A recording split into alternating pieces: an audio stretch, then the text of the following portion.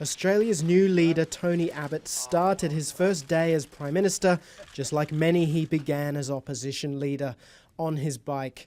But it was Labor hitching a ride after Abbott's Conservative Liberal National coalition raced to an unassailable lead in the seat count. He's promised to be a leader for all Australians, pledging a government which would avoid Labor's habit of infighting. A government that says what it means and means what it says. A government of no surprises and no excuses.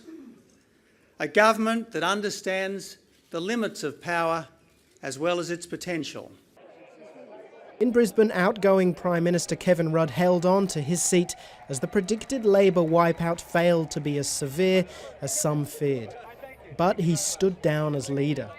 For all of Labor's economic achievements, many Australians felt their faults were too many. I think a very significant outcome of this election is that it has proved wrong the old adage that as long as economies are functioning very strongly, governments of the day tend to win elections. Mr Abbott spent much of the campaign drumming home Labor's alleged economic mismanagement as well as its bickering. It's been very difficult to know who's been leading the country.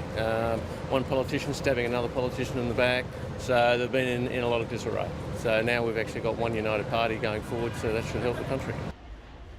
The day after the vote, others were baffled at the outcome.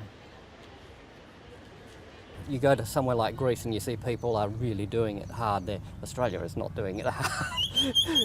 People here think, oh, you know, the cost of living has gone up. Well, it might have a little bit, but compared to a lot of other places in the world, we're doing actually really well.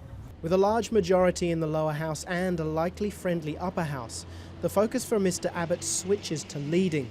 But experts say the top job could have its pitfalls for him too. He will have to face the realities of dealing with a whole range of groups that he has never really shown a lot of interest for. He's shown very little interest in foreign affairs, for example. Final results in both houses are expected to take days to count.